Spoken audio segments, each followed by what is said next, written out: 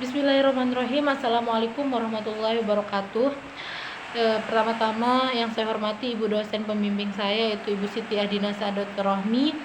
Kemudian yang saya hormati pula Bapak dosen penguji 1, yaitu Bapak Abdul Salam. Kemudian Ibu dosen penguji 2, yaitu Ibu Aisyah Amalia Artadifa. Perkenalkan, nama saya Nur Handayani dengan NIM 2205010131. Di sini saya akan mempresentasikan proposal penelitian saya yang berjudul Analisis Faktor-faktor yang mempengaruhi minat para pelaku usaha mikro, kecil, dan menengah dalam proses sertifikasi halal studi kasus pada UMKM di wilayah alun-alun Tastura, Kota Praya.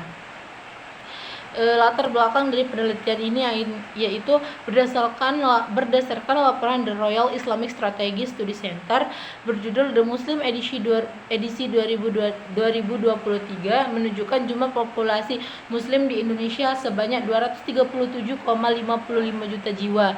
Jumlah ini merupakan yang terbanyak di kawasan negara-negara Asia Tenggara. Populasi muslim di Indonesia ini mencapai 86,7%, hampir 87% dari total populasi di Indonesia. Sebagai negara dengan populasi muslim terbanyak di kawasan Asia Tenggara ini, seharusnya Indonesia menjadi role model atau kiblat pada industri halal atau produk halal. Gaya hidup halal dengan menggunakan produk bersertifikasi halal merupakan tuntunan penting bagi umat Islam dan memberikan peluang bagi Indonesia untuk menjadi produsen produk dan jasa halal terbesar di dunia. UMKM memegang peranan penting dalam pembangunan perekonomian suatu negara. UMKM merupakan kelompok perusahaan yang sumber dayanya berasal dari pertanian, perkebunan, peternakan, dan perdagangan. Jumlah pelaku UMKM di Indonesia mencapai 64 juta sejak diwajibkannya sertifikasi halal tahun 2019. Pada tahun 2020 para pelaku usaha yang mendaftarkan terdapat 11.836.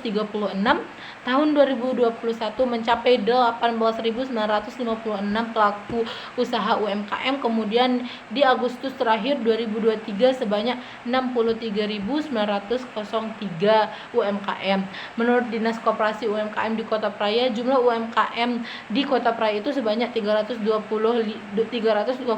UMKM dan sebagian besar dari jumlah UMKM tersebut belum melakukan sertifikasi halal.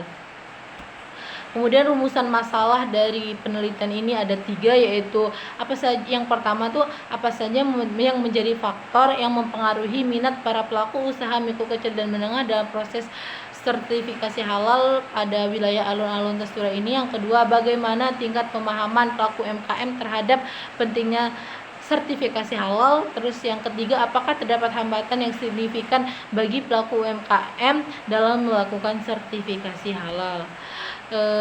Penelitian terdahulu, yang pertama penelitian oleh Rahmanita pada tahun 2023 mengungkapkan bahwa kurangnya pengetahuan dan informasi mengenai sertifikasi halal menjadi penghalang bagi UMKM untuk mendaftarkan usahanya di Badan Penjamin Jaminan Halal. Yang kedua, penelitian oleh Muklis dan Sari menunjukkan bahwa pemahaman pelaku UMKM tentang pentingnya sertifikasi halal masih rendah, dengan banyak yang hanya mengetahui keberadaan sertifikasi tanpa memahami manfaatnya. Kemudian teori di sini, yang pertama minat. Minat dapat didefinisikan sebagai kecenderungan hati untuk berkonsentrasi pada suatu hal atau aktivitas secara konsisten tanpa tekanan dari pihak lain dan biasanya disertai dengan perasaan senang. UMKM adalah sekumpulan usaha yang dikelola oleh individu atau badan usaha. Kemudian sertifikasi halal. Menurut pasal 1 dari Undang-Undang Nomor 33 Tahun 2014 tentang jaminan produk halal, sertifikat halal adalah pengakuan kehalalan produk atau yang diterbitkan oleh BPJPH, Badan Penjamin Jaminan Produk Halal, berdasarkan penetapan kehalalan produk oleh atau fatwa halal tertulis Majelis Permusyawaratan Nasional. Kemudian metode penelitian. pendekatan dan jenis penelitian. Pendekatan penelitian yang digunakan dalam penelitian ini menggunakan metode deskriptif, dan jenis penelitiannya yaitu jenis penelitian kualitatif. Subjek penelitiannya adalah UMKM di sekitar alun-alun Tastura atau di sekitar wilayah alun-alun Tastura Kota Praia. Sumber datanya ini data primer yang didapat dari wawancara dan observasi. Yang kedua, data sekunder dikumpulkan dari dokumentasi, studi kepustakaan, serta data resmi dari berbagai lembaga. Kemudian metode pengumpulan datanya ada observasi, wawancara, dan dokumentasi. Di sini saya menggunakan wawancara tidak terstruktur.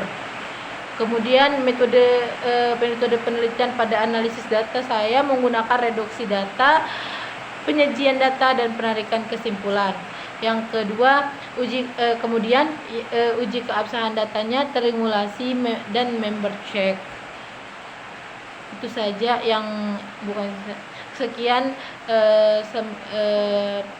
presentasi proposal penelitian saya, kurang lebihnya mohon maaf. Wassalamualaikum warahmatullahi wabarakatuh.